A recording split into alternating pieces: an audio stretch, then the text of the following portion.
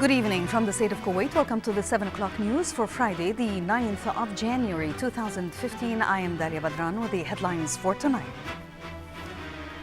The Deputy Premier and Minister of Interior orders for the immediate deportation of a foreign driver who was violating traffic laws.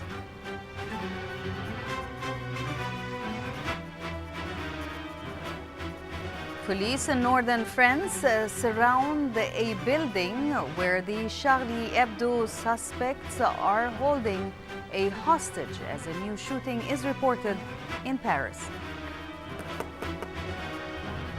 United Nations Secretary General discusses the world's priorities for 2015, calling for calm in the Palestinian occupied territories.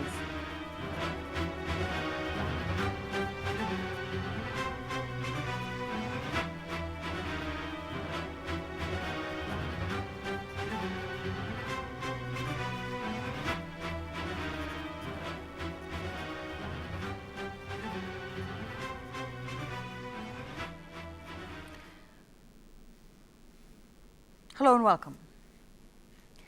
The Deputy Premier and Minister of Interior, Sheikh Mohammed Al-Khalid Al-Hamad Al-Sabah, stopped a driver who was violating traffic by driving in the opposite direction on the coastal road.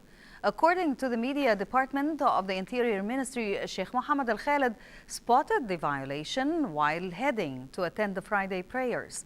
The minister ordered for the immediate deportation of the driver, who is an Asian national, for his act which endangered road commuters.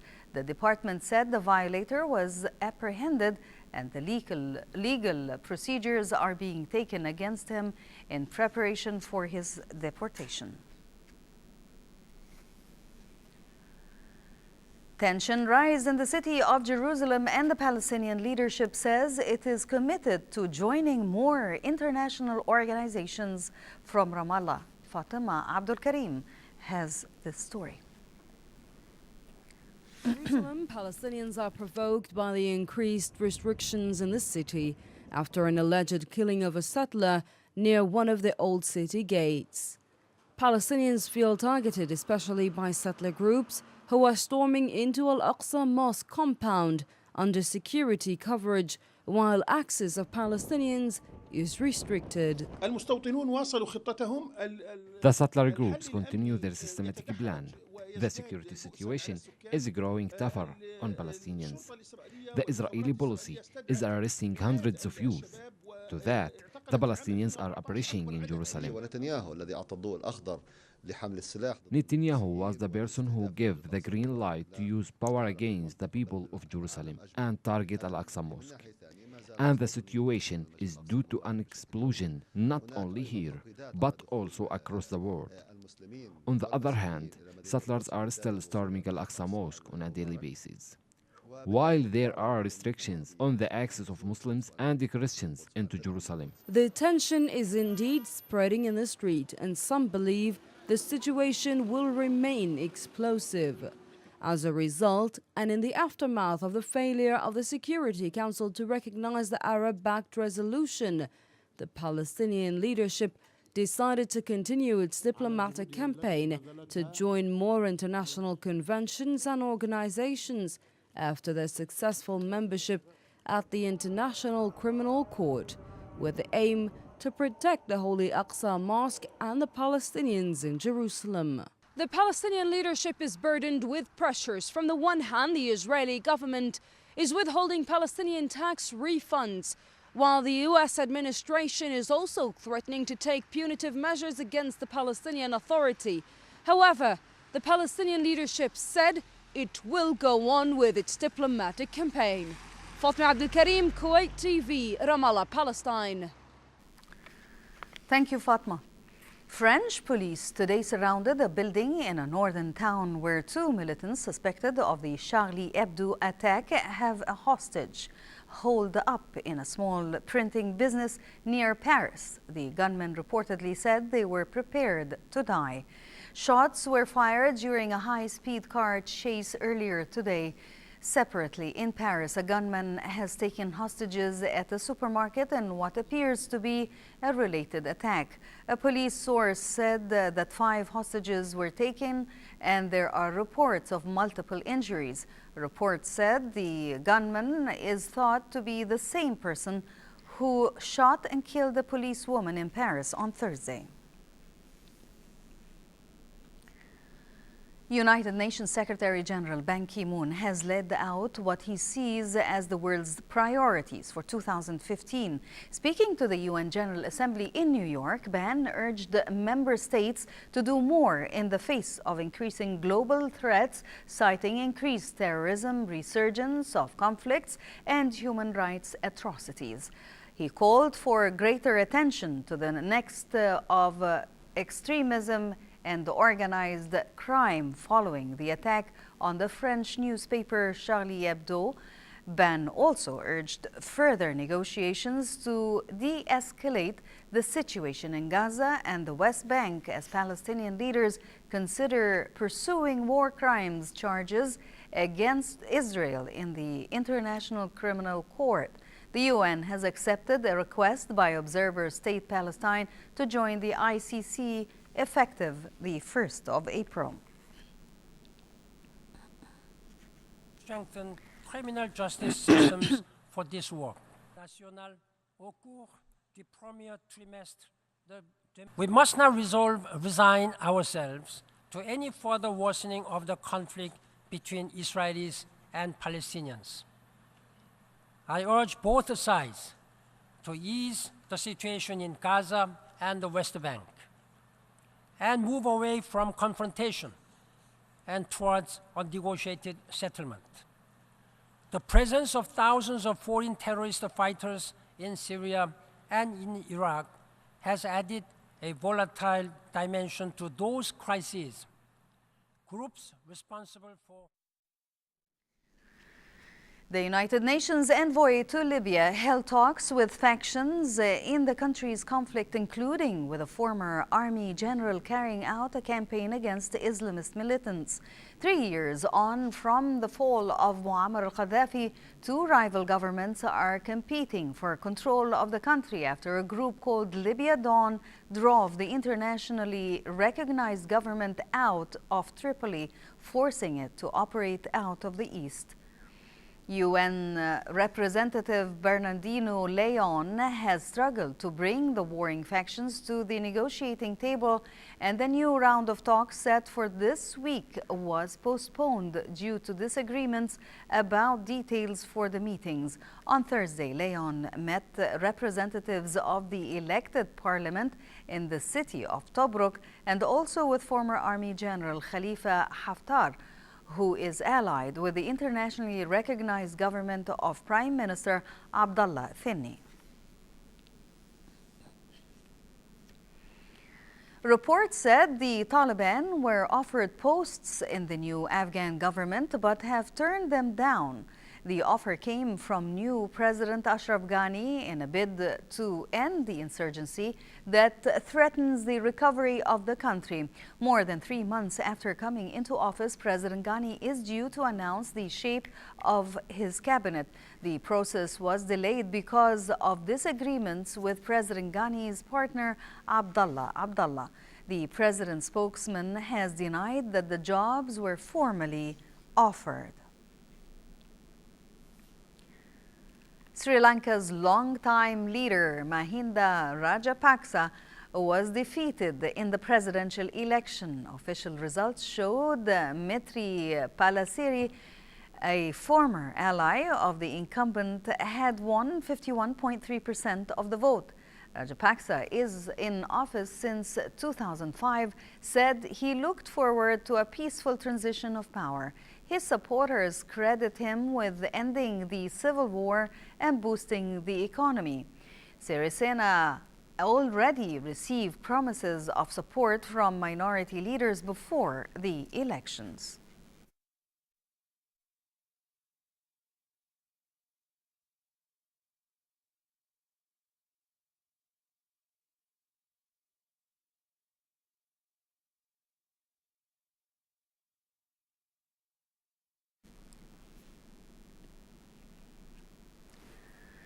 North Korea rejected today a South Korean call for the resumption of stalled talks, a setback for efforts to reduce tension on the peninsula after the North Korean leader made a surprise call for a summit. South Korea's parliament called last month for a resumption of negotiations on various issues, including North Korea's human rights and families still separated by the Korean War. But an official at South Korea's Ministry of Unification, which handles inter-Korean affairs, said the North had rejected the proposal without giving a reason. South Korea has also proposed the inter-Korean talks be held this month, but North Korea has not yet responded to that specific offer. The rejection of the South Korean parliament's call comes during a period of heightened tension between North Korea and the United States. Thailand's military-appointed legislator began impeachment hearings today against former Prime Minister Yingluck Shinawatra. The charges dismissed by Yingluck's supporters as politically motivated relate to her alleged role in a disastrous government rice subsidy scheme. Defending her record in parliament, Yingluck said she had run the country with honesty, transparency, and justice. The lawmakers are expected to vote on their verdict by the end of the month. If impeached, Yingluck could be banned from politics for 5 years. Bodies of victims of the Air Asia plane crash continue to arrive in Surabaya today as officials struggle to identify those killed in the disaster. Troops at Surabaya Airport stood to attention, observing a silence as 2 more bodies were carried from an Indonesian Air Force plane. A total of 48 bodies had been recovered by today, 27 of which had been successfully identified.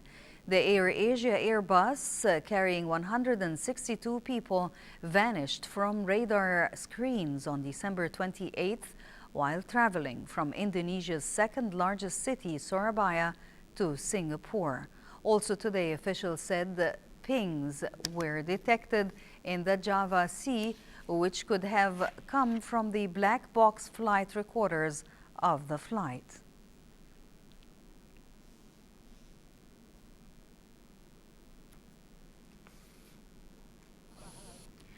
Kuwait's National Assembly's General Secretariat organized a forum titled The Human Rights and the Kuwaiti Constitution, part of this year's Al Ghurain annual festival held at the American Cultural Center of Dar al-Athar al-Islamiyya. More than 25 articles in the Kuwait Constitution are dealing with the human rights. Here's more on this event with Salim Al-Kandari.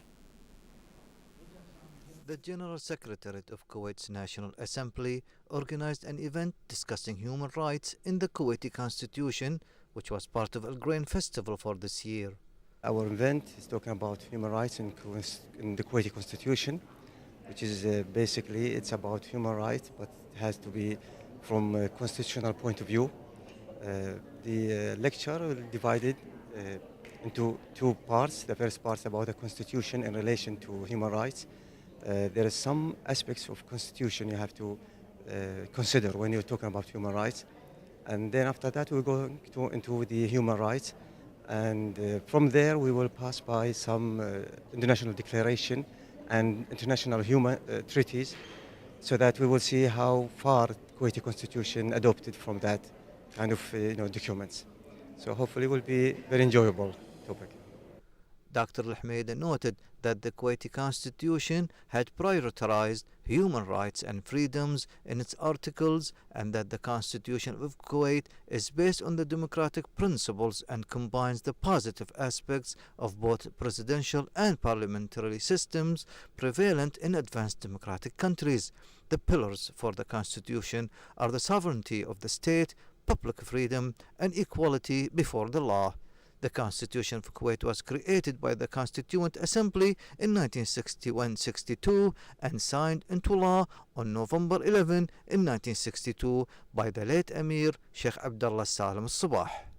Part of Algerian festival for this year, the General Secretary of the National Assembly had organized this lecture which deals with human rights and the Kuwaiti Constitution.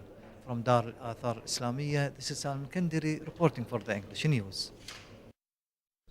The General Secretary of Kuwait's National Assembly. Thank you, Salim. Australia's defeated Kuwait 4-1 in the opening game of the 16th Asian Football Confederation Cup held in Melbourne, Australia. Australia now heads Group A with 3 points, while Kuwait gains nothing out of the encounter. Tomorrow, Group A teams South Korea and Oman will be playing their match with eyes fixated on 3 points. Kuwait will be playing South Korea next Tuesday, while Oman will face the host Australia later on the same day.